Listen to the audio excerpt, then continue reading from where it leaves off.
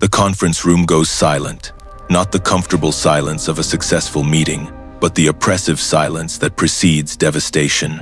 Marcus Chen watches his father's face crumble, the man who built this empire from nothing, who gave Marcus everything as security guards stepped forward to escort him from the building.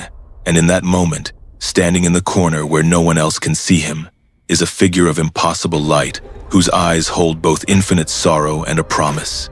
You will understand what you've done. I will make you feel every moment of his pain. No, please. You're probably wondering how a 38-year-old CEO worth $200 million, sitting in the corner office of the company his father founded 40 years ago, ended up face-to-face with Jesus Christ at 11:47 p.m., being forced to experience every moment of humiliation, betrayal, and heartbreak he'd inflicted on the man who gave him everything. Let me take you back to when Marcus Chen was just a kid watching his immigrant father work 18-hour days to build something from nothing. Back to before the MBA, before the hostile takeover, before Marcus decided his father was past his prime and needed to be removed from his own company. Please. If you or someone you know is experiencing abuse, pause this video. I'm putting resources in the description that could save a life. Silicon Valley has a dark secret that nobody talks about publicly. The systematic pushing out of founders as their companies grow. The young Turks removing the old guard. Sons and daughters taking over family businesses and promptly erasing their parents' legacy in the name of modernization. It's called founder transition, executive succession, strategic leadership change. But sometimes, it's just betrayal wrapped in business jargon. Marcus Chen was 38 years old and CEO of Chen Technologies, a software company worth $1.2 billion. He lived in a Palo Alto mansion worth $12 million. He drove a Porsche Taycan that cost $200,000. He wore custom suits that cost $8,000 each. He was featured in Forbes, Fortune, and TechCrunch as one of the most successful Asian American entrepreneurs under 40. And he'd achieved all of it by systematically destroying his father's role in the company his father had founded. David Chen was 65 years old. 40 years ago, he'd emigrated from Taiwan with $300, a computer science degree, and massive dreams. He'd worked as a software engineer during the day and built his company at night, writing code, finding clients, slowly growing a small consulting firm into a legitimate software business. He'd raised Marcus as a single father after Marcus's mother died when Marcus was 6. David had been both parents cooking meals, helping with homework, attending every school event, working impossible hours to provide for his son, while building a business that would give Marcus opportunities David never had. And Marcus had taken that business, that legacy, that life's work, and used it to humiliate the man who'd given him everything. This is the story of corporate betrayal disguised as business necessity, of a son who convinced himself that removing his father from the company was what's best for the business, when it was really about ego, control, and shame, of an immigrant father who sacrificed everything to build something meaningful, only to watch his son take it and erase him from the narrative. And it's the story of how Jesus Christ appeared in Marcus Chen's luxury home at 11:47 p.m. on a Thursday night, and did something that would destroy Marcus's carefully constructed justifications. He made Marcus experience his father's humiliation, pain, and heartbreak from the inside out. This isn't a story about minor corporate politics. This is about a son who dishonored his father so profoundly that it required divine intervention, about how ambition can corrupt filial duty, about how we can convince ourselves that betrayal is business savvy, that cruelty is strategic thinking, that destroying those who love us is just making tough decisions. And it's about how sometimes God saves us by devastating us first, by forcing us to feel what we've inflicted, by making us experience the consequences of our choices before those consequences become eternal. Before we continue, if you believe in second chances and the power of faith, type restore in the comments right now. Let your voice be the spark of hope for a family in need. Show the world your faith in action. 6 months before Jesus appeared, the Chen Technologies board meeting was scheduled for 2 p.m. on a Tuesday in May. The agenda listed one item: executive leadership transition. David Chen sat at the conference table in his usual seat, the head of the table. the founder's chair he'd occupied for 40 years. At 65, he was still sharp, still engaged, still passionate about the company he'd built from nothing. He knew this meeting was coming. His son Marcus, who'd been CEO for 3 years, had been dropping hints about restructuring and bringing in fresh perspectives and positioning for the next growth phase. David had assumed they'd discuss bringing in additional 7 executives, maybe expanding the leadership team. He had no idea his son was about to remove him entirely. Marcus sat 3 seats down, not beside his father, but surrounded by the board members he'd carefully cultivated. 3 were venture capitalists who'd invested in the company's recent expansion. 2 were executives Marcus had recruited from major tech companies. Only one, Michael Wong, David's friend for 30 years, was an original board member loyal to the founder. The meeting began with corporate pleasantries, financial reports, market analysis, strategic projections. Then Marcus cleared his throat. Item 4 on the agenda, executive leadership transition. David listened as his son presented a PowerPoint professional, data-driven, coldly logical, explaining why Chen Technologies needed to evolve its leadership structure to remain competitive in a rapidly changing market. The presentation was masterful. Marcus had framed it not as removing his father, but as honoring David's incredible 40-year contribution while positioning the company for its next chapter of growth.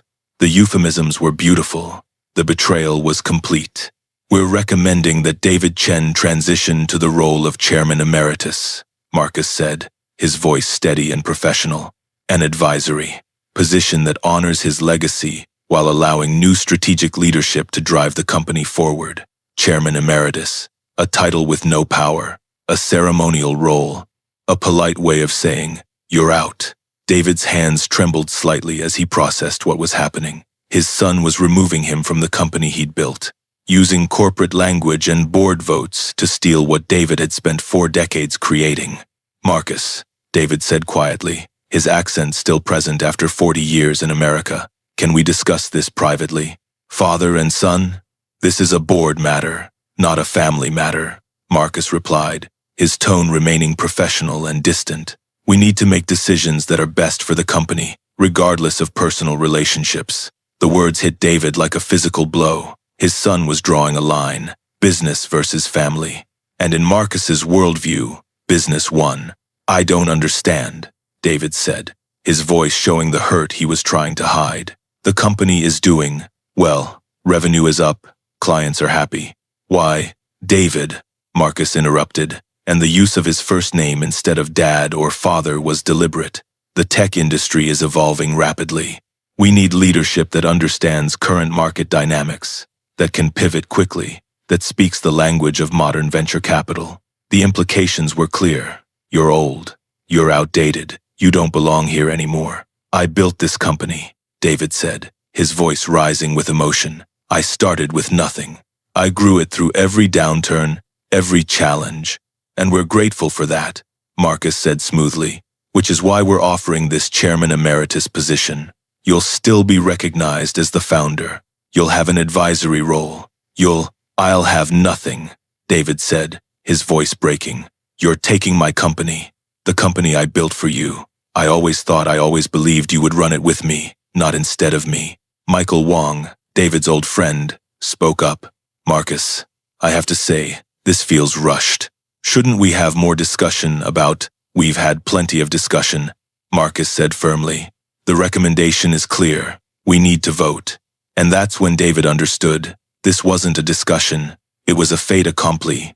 Marcus had already secured the votes. This meeting was just theater, a legal requirement. The betrayal was complete before David had even arrived. The vote was 6-1. Only Michael voted against the motion. David Chen, founder, builder, the man who'd sacrificed everything to create Chen Technologies, was removed from operational leadership of his own company.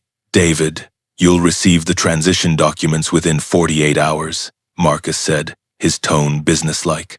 "We've arranged a generous severance package and benefits. And of course, the Chairman Emeritus position. I don't want your severance," David said quietly, standing up with difficulty. His hands shook, his legs felt weak. "And I don't want a fake title. You want me gone? I'm gone." He looked at his son, the boy he'd raised alone, the young man he'd mentored, the executive he'd been so proud of. I taught you everything, Marcus. How to code, how to run a business, how to treat people with respect. But I guess I failed to teach you honor. I failed to teach you loyalty. I failed to teach you that success means nothing if you destroy the people who gave you everything. Marcus's expression remained neutral, controlled. This isn't personal, David. It's business. To you, maybe, David said, tears now visible in his eyes. To me, this is my son destroying his father. That's not business. That's betrayal. David walked toward the door, his gait unsteady. Michael Wong started to follow, but David waved him off. As David reached the conference room exit, Marcus said one more thing. David, we'll need your security credentials and building access returned by end of week. HR will coordinate the logistics. David stopped, his back to the room. He didn't turn around, but his voice, when he spoke, carried a weight that made several board members look away in discomfort. When your mother died, I promised her I would give you everything. A good life, an education, opportunities, love. I kept that promise, Marcus. I gave you everything I had, including the company I built with my own hands. He turned then, looking at his son one last time. I hope it was worth it. I hope this empire you're building on my back brings you everything you think you want, because you've lost something you'll never get back. Your father's respect, your father's pride, your father's love. Marcus's expression flickered for just a moment, guilt, regret, but then the corporate mask returned. Goodbye, David, Marcus said formally. David Chen walked out of the conference room, out of the building, out of the company he'd spent 40 years building. Security guards watched. Marcus had arranged for them to be present in case the transition became difficult. The humiliation was complete. What Marcus didn't see, what he couldn't see in his arrogance and ambition, was the figure of light standing in the corner of the conference room, watching the entire betrayal. Jesus Christ had been there, witnessing every moment, and his eyes held both infinite sorrow for the Father and a promise for the Son. You will understand what you've done. To understand how Marcus became capable of such profound betrayal, you need to understand his relationship with his father and the slow corruption of his values. Marcus was born in 1986 inches, Palo Alto, California. His father, David, had been in America for 6 years by then, having built a small software consulting business that was beginning to thrive. Marcus's mother, Linda, died of cancer when Marcus was 6. The loss devastated both father and son, but David pushed through his grief to be both parents. He worked impossible hours building his company during the day, caring for Marcus at night, sleeping maybe 4 hours. Young Marcus remembered those years with mixed emotions. He remembered his father's love and dedication, but he also remembered feeling embarrassed by his father, the accent that marked him as foreign, the cultural differences that made him stick out, the fact that they lived modestly while Marcus's classmates lived in mansions. David drove a used Toyota while other parents drove Mercedes. David packed lunches in reused containers while other kids had catered meals. David spoke broken English while other parents sounded polished and American. Marcus loved his father, but he was also, if he was honest with himself, slightly ashamed of him. That shame grew as Marcus got older. In high school, Marcus rarely invited friends over. He made excuses when his father tried to attend school events. He pretended his father was too busy, rather than admitting he didn't want his immigrant father visible to his wealthy American classmates.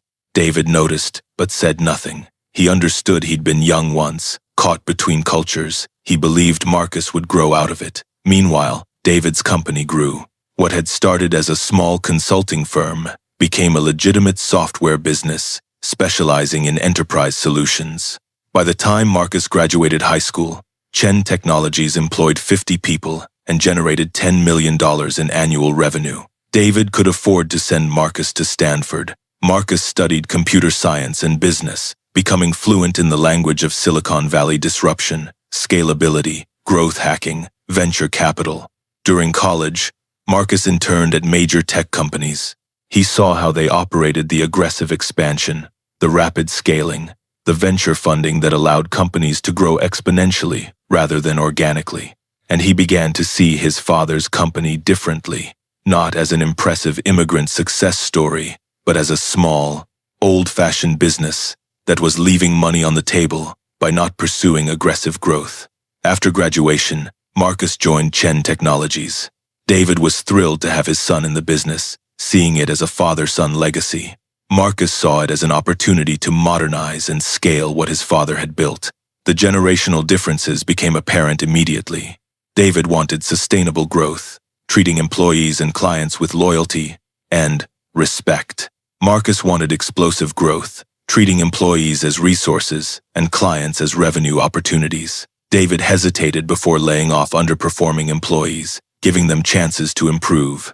Marcus saw that as weakness. "We're not a charity," he'd say. "We need top talent or we need to cut people loose." David maintained long-term relationships with clients even when they weren't the most profitable. Marcus wanted to focus only on high-margin accounts. "Time is money, Dad. Why waste energy on clients who don't contribute significant revenue?" David believed in work-life balance, reasonable hours, treating the company as a family.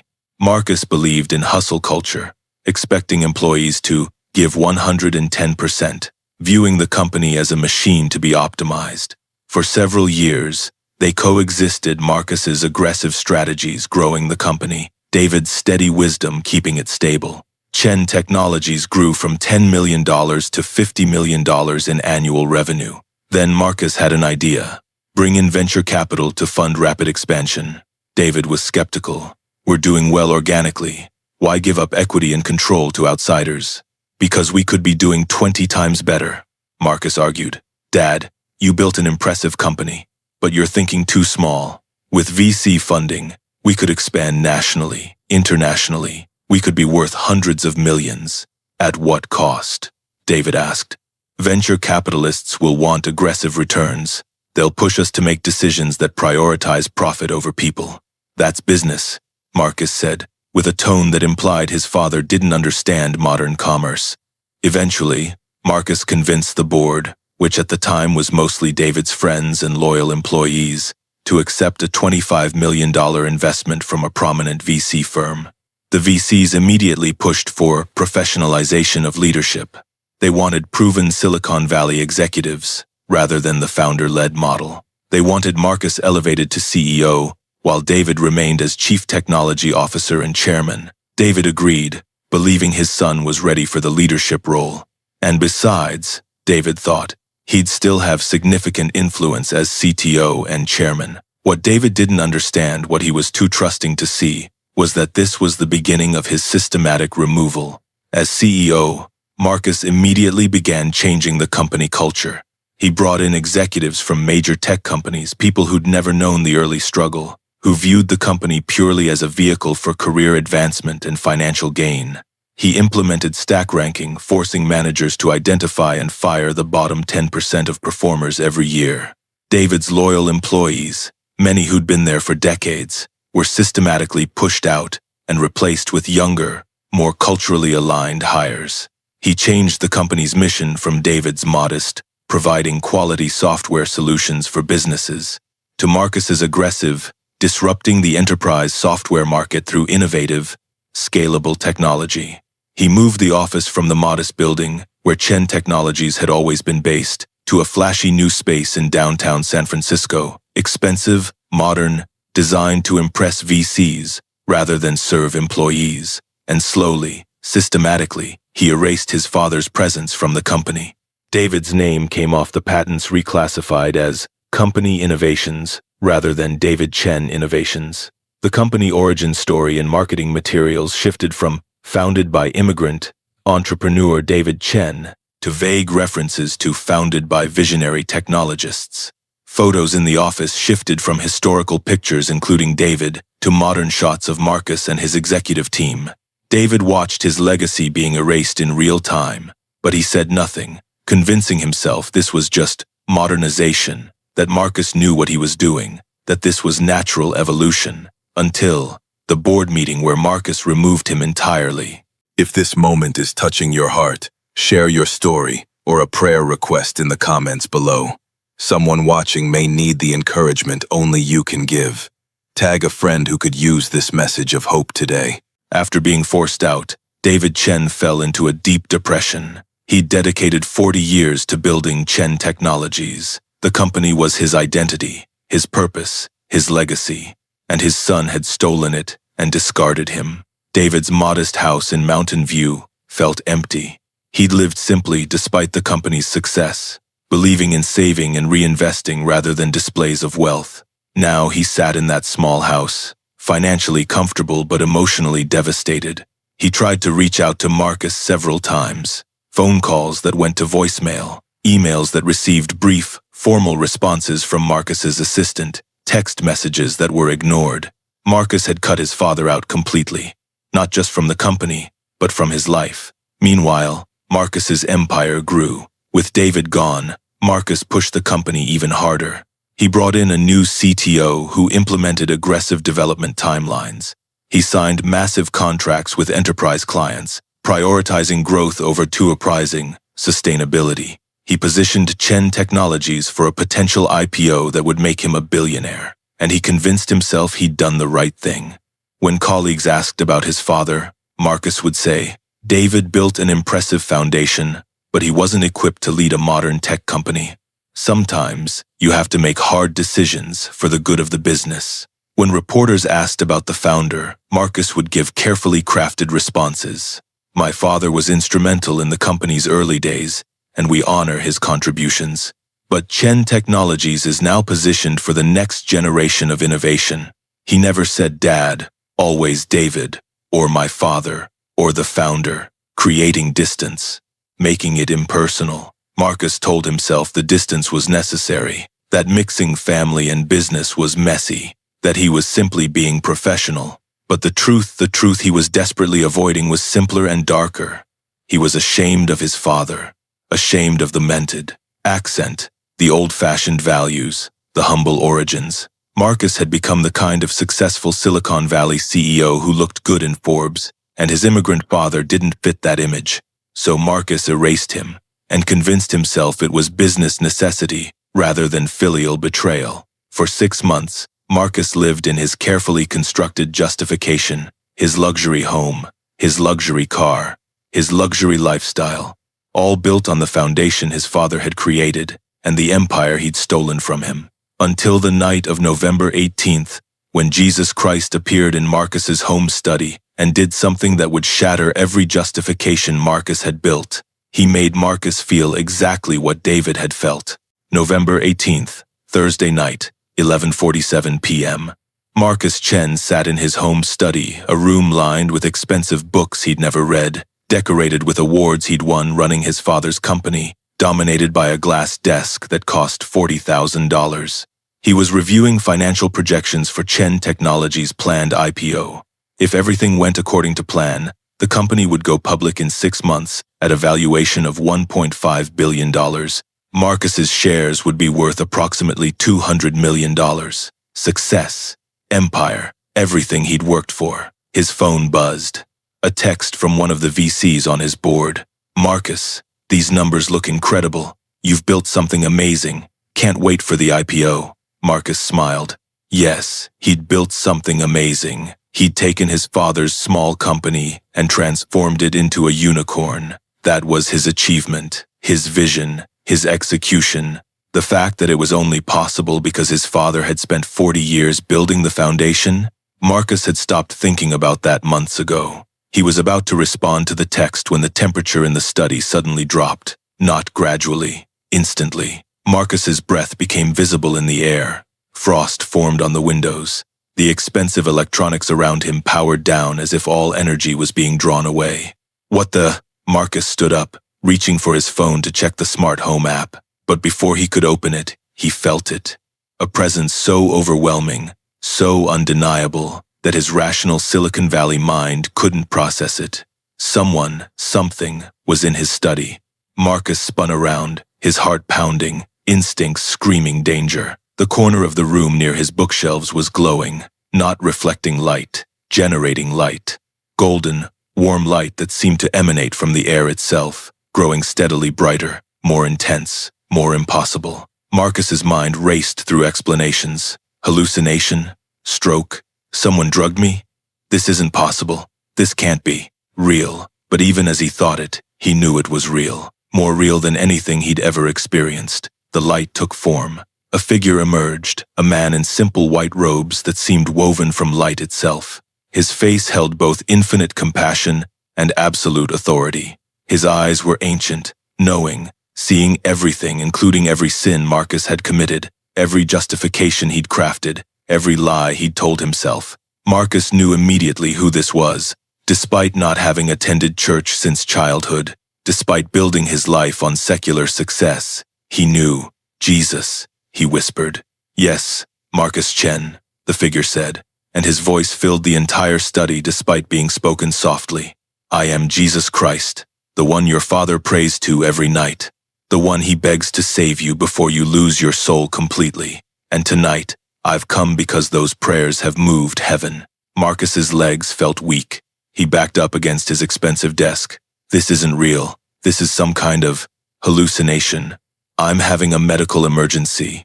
You're having a spiritual emergency, Jesus interrupted, his voice carrying weight that made the air itself feel heavy. And it's been building for years. Tonight is when it reaches crisis point. He moved closer, and Marcus wanted to run but found himself paralyzed not by physical restraint, but by the sheer authority of the presence before him. Do you know why I'm here? Jesus asked. Marcus shook his head, though terrible suspicions were forming. I'm here because 6 months ago, you betrayed your father. You removed him from the company he built. You humiliated him in front of a board full of people he trusted. You took everything he'd spent 40 years creating and erased him from it. And then you cut him out of your life entirely. That was business, Marcus said weakly, the corporate justification coming automatically. I had to make difficult decisions for the company's future. It was betrayal, Jesus said, his voice now carrying an edge of righteous anger. It was a son dishonoring his father. It was greed disguised as strategy. It was ambition poisoned by shame. I wasn't ashamed of him, Marcus protested, but even he could hear the lie in his voice. Jesus' eyes bored into him. Should I show you the truth? Should I replay every time you pretended your father didn't exist to impress venture capitalists? Every time you described him as just the founder rather than my father? Every time you felt relief that he wasn't present to embarrass you with his accent and his old-fashioned values? Marcus felt exposed, as if every secret thought, every hidden motivation was visible. Tonight, Jesus continued, I'm going to do something that will either save you or break you, possibly both. I'm going to let you experience what your father has experienced for the past 6 months. Every moment of humiliation, every moment of heartbreak, every moment of betrayal. You're going to feel exactly what he felt. And then you're going to choose whether to continue down this path or to become the son your father raised you to be. Please, Marcus begged, terror overwhelming him. I don't want to see anything. I'll call him tomorrow. I'll apologize. Tomorrow you'll rationalize it away, Jesus said firmly. Tomorrow you'll convince yourself this was just stress or too much work or a bad dream. But tonight you have no escape from truth. Jesus extended his hand toward Marcus's forehead. Marcus tried to pull away, but it was futile. The moment those fingers touched him, his luxury study disappeared. Marcus found himself transported spiritually into his father's experience, seeing and feeling everything from David's perspective. The first sensation was confusion and hurt. Marcus was experiencing the board meeting from 6 months ago, but now he felt it as his father had. He sat at the conference table, proud of the company he'd built, trusting his son, believing they were partners in this legacy. Then Marcus, his own self, began the presentation about leadership transition. From his father's perspective, Marcus felt the dawning horror as he realized what was happening. The sick feeling in the stomach, the trembling hands, the racing heart, the overwhelming sense of betrayal, not just professional betrayal, but personal betrayal of the deepest kind. Through his father's ears, Marcus heard his own words. We need leadership that understands current market dynamics. And he felt how those words landed as a knife to the heart. An accusation that David was too old, too outdated, too irrelevant. Marcus experienced his father's desperate attempt to understand. I built this company. Why are you doing this? And he felt his father's heartbreak at the response. This is a board matter, not a family matter. The emotional pain was unbearable. This wasn't just losing a job. This was watching his son, the child he'd raised alone, the boy he'd sacrificed everything for, systematically destroying him in front of witnesses. Marcus felt his father's humiliation as the vote occurred. 6-1, rejected, discarded, erased. And then the final devastation, Marcus's cold corporate voice. We'll need your security credentials and building access returned by end of week. Treated like a security risk, like a stranger, like an enemy, by his own son. The vision shifted to after the board meeting. Marcus experienced his father walking out of the building David had first leased 25 years ago, the building that held decades of memories. Security guards watched David leave, boxes in his arms. Employees who'd worked for David for years looked away, embarrassed to witness his humiliation. Some of Marcus's new hires, people who didn't know the history, whispered and speculated. Who's that old guy being walked out? Through his father's heart, Marcus felt the crushing shame, the sense of being erased, the feeling of being treated as an obstacle, an embarrassment, a problem to be removed. The vision shifted forward. Marcus experienced his father's lonely months after the betrayal. He felt David waking up each day with no purpose, no direction. The company that had been his life's work was gone. His son had stolen it and cut him off. Marcus experienced his father calling him, the phone going to voicemail, the painful crafting of messages that were never returned. Marcus, son, please call me. I don't understand what happened. Can we talk? I miss you. He felt David's heartbreak each time those calls went unanswered. He experienced David driving past the Chen Technologies building, seeing his own name on the building, but knowing he wasn't welcome inside, knowing his son had erased him from the company narrative. He felt David's grief watching his life's work being rebranded, reimagined, stripped of his presence. Everything he'd built being claimed by his son as Marcus Chen's vision. And through it all, Marcus felt his father's love still there. Despite the betrayal, David still loved his son, still prayed for him, still hoped for reconciliation. That hurt worst of all, realizing his father still loved him despite what he'd done. The scene shifted violently. Now Marcus was experiencing memories he'd deliberately forgotten, his father's sacrifices. He felt David's exhaustion working 18-hour days while raising Marcus alone after Linda's death. Felt David's physical pain from sitting at computers coding all day, then coming home to care for a grieving 6-year-old. He experienced David's financial struggles, the careful budgeting, the choice between growing the business or buying Marcus new clothes for school, always choosing Marcus's needs over business expansion. He felt David's pride at every one of Marcus's achievements, school awards, Stanford, acceptance, graduation, the overwhelming love David felt watching his son succeed. And he experienced David's hope when Marcus joined the company. David had seen it as the culmination of everything, father and son building something together, a legacy that would outlast them both. Through David's heart, Marcus understood something devastating. His father hadn't built Chen Technologies for money or prestige. He'd built it for Marcus, as an inheritance, as a future, as proof that an immigrant with nothing could create something valuable to pass to his son. And Marcus had taken that gift and used it to destroy the giver. The visions shifted to the present, showing Marcus his own actions from an outside perspective. He watched himself at board meetings, describing his father as the founder with detachment, even mild disdain.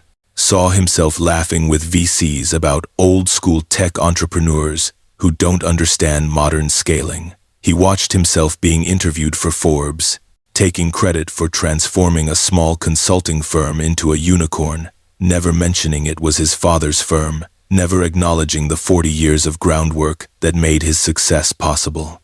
He saw himself buying his $12 million mansion, his $200,000 car, his $8,000 suits, all funded by the company his father built, living in luxury built on his father's back while his father sat alone in a modest house, heartbroken. And through Jesus's eyes, Marcus saw what he'd become, arrogant, ashamed of his roots, willing to betray family for image and wealth, a hollow success story, wrapped around a rotten core. The final vision was the most devastating. Jesus showed Marcus two possible futures. Future 1, continuation. Marcus saw himself proceeding with the IPO, becoming worth $200 million, being celebrated as a tech success story, building his empire higher. But he also saw his father dying alone, heartbroken, estranged from his only child. David's last words being, "I love my son, I forgive him. I just wish he'd loved me back." He saw himself at the funeral, giving a carefully crafted eulogy about the founder of Chen Technologies, never saying "my father," never acknowledging the betrayal, crying calculated tears for the cameras while feeling mostly relief that the uncomfortable reminder of his humble origins was gone. And then he saw beyond death standing before God's judgment seat. "Marcus Chen, what did you do with what I gave you? Your father sacrificed everything. He showed you love, loyalty, honor. He built something valuable and offered it to you as a gift. And you took it and used it to humiliate him. You traded your father's dignity for an empire. You chose wealth over honor. You broke the commandment to honor your parents, one of my most fundamental laws." He watched his future self try to justify. "But I built the company to great success. Look at what I accomplished." And the response, "You built on stolen ground. You succeeded by betraying the man who gave you everything.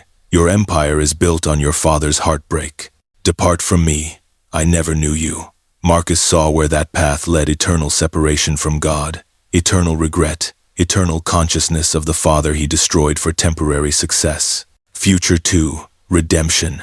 But then Jesus showed him an alternative. Marcus saw himself calling his father tonight, confessing, apologizing, not with corporate language, but with genuine repentance. He saw himself going to the board and making an announcement. "I need to correct a grave injustice. 6 months ago, I removed my father from this company. It was wrong. It was cruel. And I'm asking the board to restore him to a meaningful leadership role." He saw himself taking his father to the Chen Technologies building and publicly acknowledging, "This company exists because of David Chen. Every success we've had is built on his 40 years of sacrifice. I owe him everything, and I dishonored him.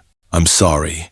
The vision showed Marcus losing some of his power, his control. Some board members would resist. Some VCs would push back. His empire would be smaller, but he'd have his father back, his integrity back, his soul back. The vision ended abruptly. Marcus was back in his study, on his knees, Jesus standing over him. Marcus was sobbing uncontrollably, his expensive suit soaked with tears. "I destroyed him," Marcus gasped. "I took everything he built and used it to humiliate him. What have I done? What have I become?" Jesus knelt beside him. "You've become what Silicon Valley creates when left unchecked. Successful but soulless. Wealthy but worthless in the ways that matter. You've gained the world and lost what matters most. How do I fix this?" Marcus wept. "By choosing humility over empire," Jesus said. "By honoring your father more than your image. By publicly acknowledging what you've done and making restitution, real restitution, not corporate gestures." "I'll lose my position," Marcus said, fear mixing with shame. "The board might remove me. The VCs will be furious. My reputation, your reputation is built on lies," Jesus interrupted, "on stolen valor, on your father's sacrifice that you've claimed as your own achievement. Yes, you'll lose some of what you've built dishonestly. But Marcus, what you'll gain is infinitely more valuable." He placed both hands on Marcus's shoulders. "Your father is 65 years old. He's heartbroken, betrayed by his own son. You're running out of time to make this right, running out of chances to honor the man who gave you everything. What do I do? Right now, tonight? Call him, drive to his house, fall on your knees, and beg forgiveness. Then tomorrow, begin the process of public restoration, giving back what you stole, acknowledging the truth, rebuilding what you destroyed." Jesus began to fade, his form dissolving into light. "Remember what you felt tonight," his voice echoed. "Remember your father's pain, and let that memory keep you humble, keep you grateful, keep you devoted to honor rather than empire." And then he was gone, leaving Marcus alone on the floor of his study, but not the same Marcus who'd been reviewing IPO projections an hour earlier. That Marcus was dead. This Marcus, broken, ashamed, but finally awake, was new. Chapter 4. The phone call at midnight. Music. Dawn of realization. Uncertain but moving toward redemption, Marcus didn't hesitate. Still on his knees in his study, still crying, he pulled out his phone and called his father. It was 12:23 a.m., late, but Marcus couldn't wait, couldn't risk talking himself out of this, couldn't let another minute pass with his father thinking his son didn't love him. The phone rang, once, twice, 3 times. Answer. Please answer. On the 4th ring, his father picked up. Hello? David's voice was groggy, confused. Marcus? Is that you? Dad. Marcus choked out, and just saying that word dad, not David or my father, broke something open in him. Dad, I'm so sorry. I'm so sorry. Marcus, what's wrong? Are you hurt? What happened? Even now, even after everything, David's first thought was concern for his son. Dad, I need to see you. Tonight. Right now. Can I come to your house? Please? It's after midnight, son. Can this wait until morning? No, Marcus said urgently. It can't wait. Dad, Jesus appeared to me tonight. Silence on the other end. I know that sounds crazy, Marcus continued, words tumbling out. But he was here, in my study, and he showed me, he made me feel what I did to you. The board meeting, the humiliation, the pain. Dad, I felt it from your perspective, and I can barely breathe from how much I hurt you. David was quiet for a long moment. Jesus appeared to you? Yes, because you've been praying for me, he told me. He said your prayers moved heaven, that you've been begging him to save me before I lose my soul. I have been praying, David admitted quietly, every night for 6 months. Ever since I betrayed you, Marcus finished. Since I stole your company and erased you from it. Since I dishonored you in the worst way a son can dishonor his father. Dad, I'm coming over. I need to see you. I need to tell you everything. Please. Okay, David said. Okay, son. Come over. 30 minutes later, Marcus pulled up to his father's modest house in Mountain View, the same house David had lived in for 25 years.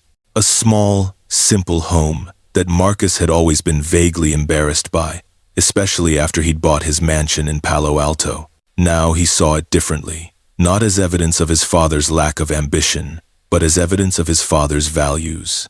David had kept this modest home because he'd invested everything in the company, in Marcus's education, in providing for his son rather than displaying wealth. Marcus walked to the door. His father opened it before Marcus could knock. David stood there in his robe, 65 years old, looking older than Marcus remembered. The past 6 months had aged him. The heartbreak had taken a physical toll. Marcus fell to his knees on his father's doorstep. Dad, I'm so sorry. For everything. For removing you from the company. For humiliating you. For cutting you out of my life. For being ashamed of you when I should have been proudest of you. For stealing everything you built and claiming it as mine. For dishonoring you.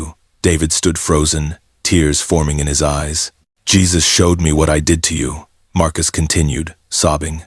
He made me feel it from your perspective. The board meeting, the pain, the betrayal. Dad, I destroyed you, and I convinced myself it was business, that I was being strategic, that it was necessary for the company's growth. But it was just betrayal, just cruelty, just a son breaking his father's heart because he was too arrogant and ashamed to honor the man who gave him everything. Marcus looked up at his father. I know I don't deserve your forgiveness. What I did is unforgivable, but I'm begging you anyway, please forgive me. Please give me a chance to make this right, to honor you the way I should have from the beginning. David Chen stood looking at his son, the successful CEO, kneeling on a doorstep, broken and repentant. And he did what fathers do. He forgave. David knelt down beside Marcus and pulled him into an embrace. Both of them cried, 6 months of pain, betrayal, and separation pouring out. Of course I forgive you, David whispered. Of course, you're my son. I love you. I've always loved you. How? Marcus asked. How can you forgive me so easily? Because that's what love does, David said, and because I've been praying for this moment, for Jesus to reach you, to show you truth, to bring my son back to me.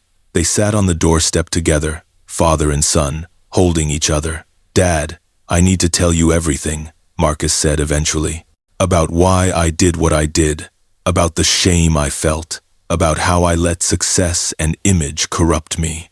They went inside, sat at David's kitchen table, the same table where Marcus had done homework as a kid, where they'd had countless meals together, where David had taught Marcus to code, and Marcus confessed everything.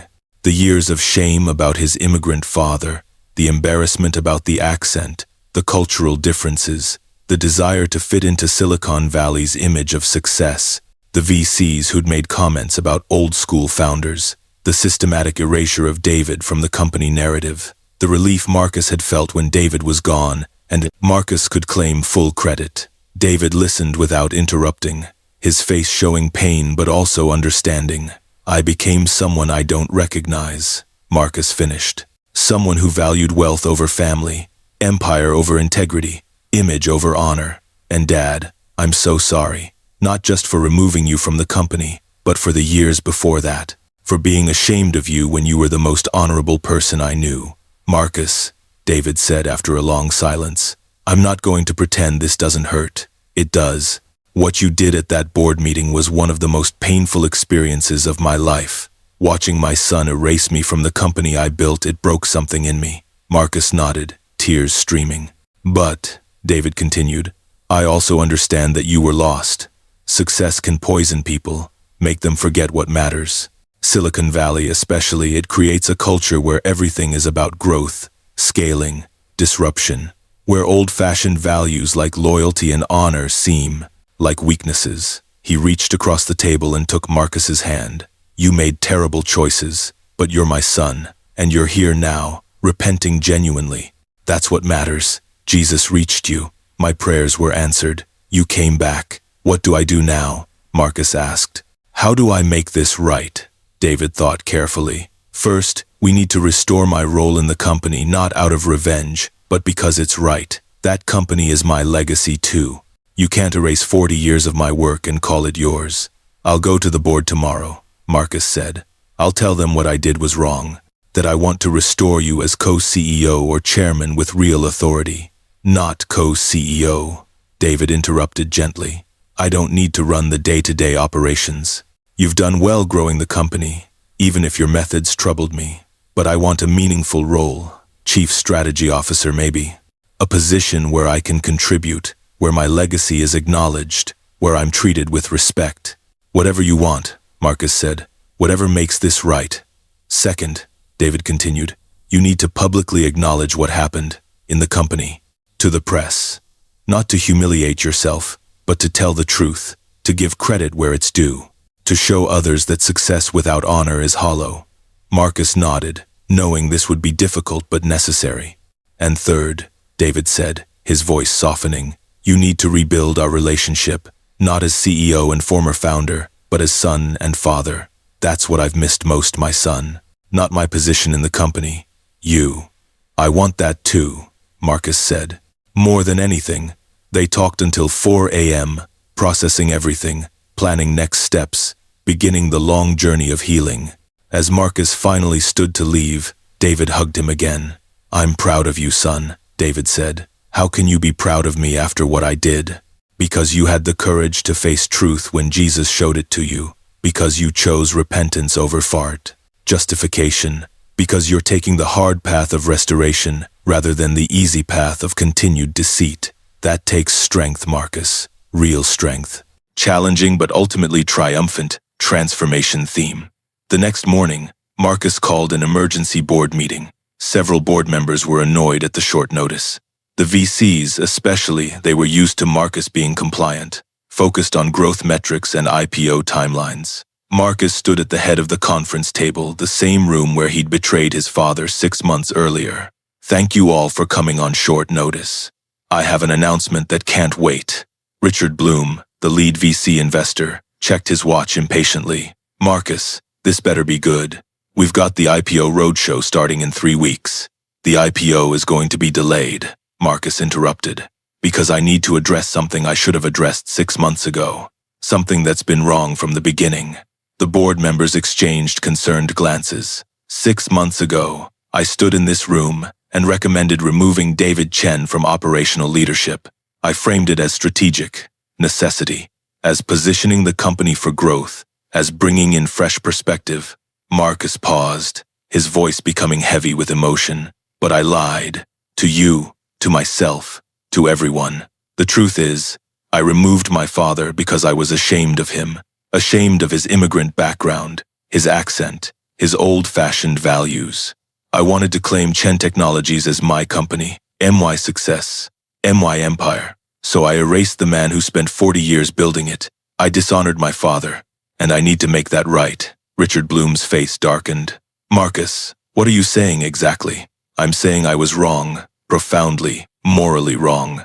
And I'm asking this board to restore David Chen to a meaningful leadership position, Chief Strategy Officer with real authority and equity restoration. The room exploded. Absolutely not, Richard said immediately. Marcus, we've been over this. David is a nice guy, but he's not equipped to lead a modern tech company. We're about to go public. We can't afford to build our success on betrayal. Marcus interrupted firmly. Chen Technologies exists because of David Chen. Every line of code we sell, every client we serve, every dollar of revenue we generate, it's built on 40 years of his sacrifice.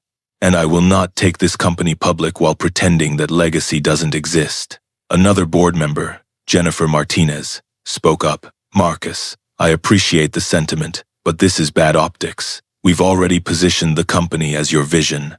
Bringing David back now will confuse investors, then we'll explain the truth, Marcus said, that I made a mistake, that I dishonored my father, and I'm correcting it. If investors don't like that, they don't have to invest. Richard stood up, angry now. Marcus, I need to remind you that we have a fiduciary duty to maximize shareholder value. Your personal family drama cannot jeopardize a $1.5 billion IPO. My personal family drama, Marcus said, his voice rising, is the foundation of this entire company. This isn't just some tech startup that 3 Stanford grads launched in a dorm room. This is a company built by an immigrant who worked 18-hour days for 40 years, who sacrificed everything to create something valuable, who raised a son alone while building a business. And that son me repaid him by stealing his legacy and erasing him from the story. Marcus looked around the room. If this board cannot acknowledge David Chen's contributions and restore him to a meaningful role, then I will resign as CEO and make this betrayal public. You can try to proceed with your IPO without the founder's son. See how that plays with investors. The room was silent. This was not the compliant, growth-focused Marcus they'd been working with. This was someone different, someone with a moral line he wouldn't cross. Michael Wong, David's old friend who'd voted against removing him, finally spoke. I support Marcus's proposal. I voted against David's removal 6 months ago. It was wrong then. We have a chance to correct it now. The discussion went on for 2 hours. Eventually, a compromise emerged. David would return as Chief Strategy Officer and Vice Chairman. He'd have genuine authority over long-term planning and company culture. His equity stake would be restored, and the company's origin story would be truthfully told. David's 40 years as the foundation, Marcus's growth as the recent expansion. The VCs agreed reluctantly, knowing Marcus would make good on his resignation threat. The vote was 5-3. David Chen was restored to Chen Technologies. The consequences of Marcus's honesty were swift and significant. When news of the restoration leaked to the press, the narrative was complicated. Some praised Marcus for correcting an injustice. Others questioned his leadership judgment. The IPO was indeed delayed, as investors wanted clarity on the company's direction. 2 of the VCs sold their stakes, frustrated by what they saw as unprofessional family dynamics interfering with business. Marcus's compensation was reduced as David's was restored. His equity stake decreased. His empire shrank. But something else happened too. Media coverage shifted from Marcus Chen, tech wunderkind, to David and Marcus Chen, immigrant father-son success story. The narrative became richer, more authentic, more compelling. Employees who'd been quietly uncomfortable with David's removal felt relieved.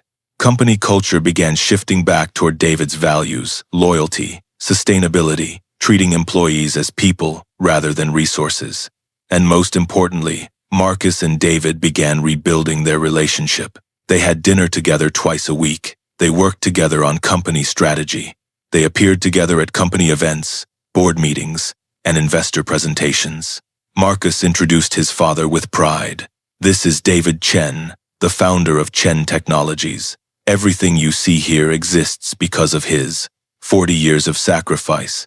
I'm honored to work alongside him." The transformation was genuine.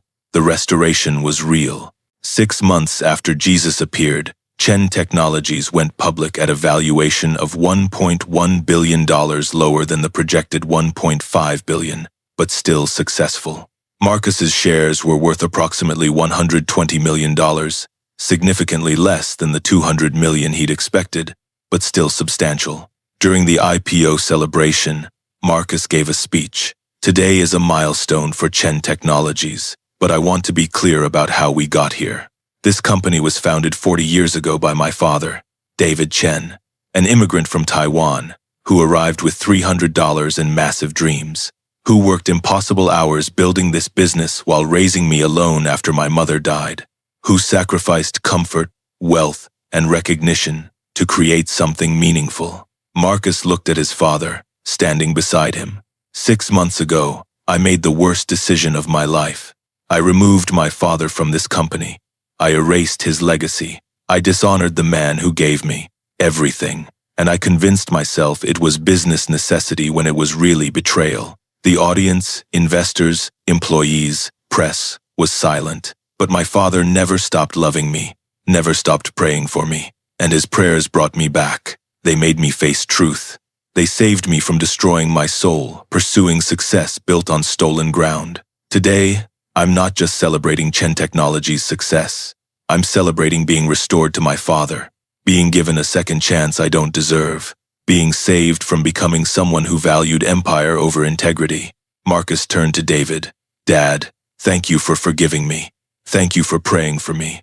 Thank you for showing me what real success looks like, not wealth or power, but honor, loyalty, and love. This company is ours, together, as it should have been from the beginning." The applause was thunderous. After the ceremony, a young entrepreneur approached Marcus. "Mr. Chen, I need to tell you something. I was planning to push my father out of our family business.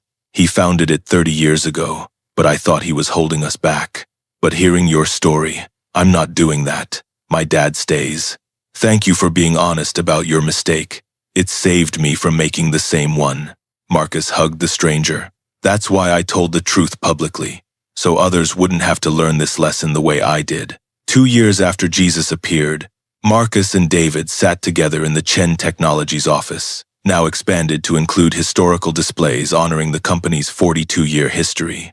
One wall featured photos of David in the early days, coding alone in small offices, growing the business through every challenge. Another wall showed Marcus's expansion years, but they were presented together as one continuous story. Father and son, legacy and growth. "How do you feel?" David asked his son. Marcus thought about it. "Happier than I was when I had more money and more power. Less wealthy by Silicon Valley standards, but richer in the ways that matter." "Any regrets? About betraying you?" "Absolute regret. That will haunt me forever." "About making it right?" "No regrets at all. Losing some wealth and control to gain my integrity and my relationship with you, that was the best trade I've ever made." David smiled. "I'm proud of you, son. Not because of Chen Technologies' valuation or your success metrics. I'm proud because you had the courage to admit you were wrong, to choose honor over empire, to value relationship over reputation." "I learned from the best," Marcus said, putting his arm around his father's shoulders. They sat in comfortable silence for a moment. "You know what's strange?" Marcus said. "The company is doing better now than when I was running it alone.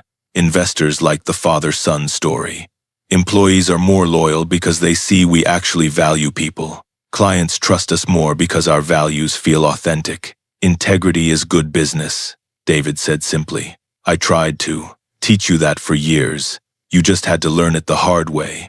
The hard way being Jesus appearing and making me experience your pain from the inside out." "Yes," David laughed. "That's pretty hard, but effective." Marcus's phone buzzed. A notification from LinkedIn. "Your post about honoring your father has reached 2 million views, 15,000 comments." Marcus had started writing openly about his journey, the betrayal, the divine intervention, the restoration. His honesty resonated with thousands of people struggling with similar family business tensions. One comment stood out. "I just called my dad and apologized for pushing him out of our company 3 years ago. Your story gave me courage to admit I was wrong.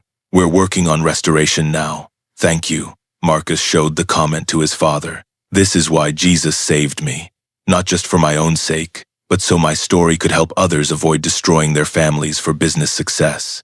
"Then your failure bore fruit," David said. "Your brokenness became healing for others. That's what redemption looks like." That evening, as they left the office together, Marcus said something he'd been thinking about for months.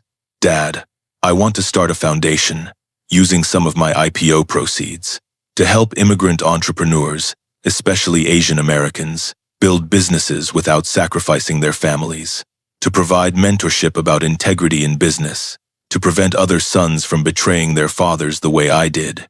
David's eyes lit up. "That's a beautiful idea, son. We could call it the David Chen Foundation for Ethical Entrepreneurship. Your name, your values, your legacy." David pulled Marcus into a hug.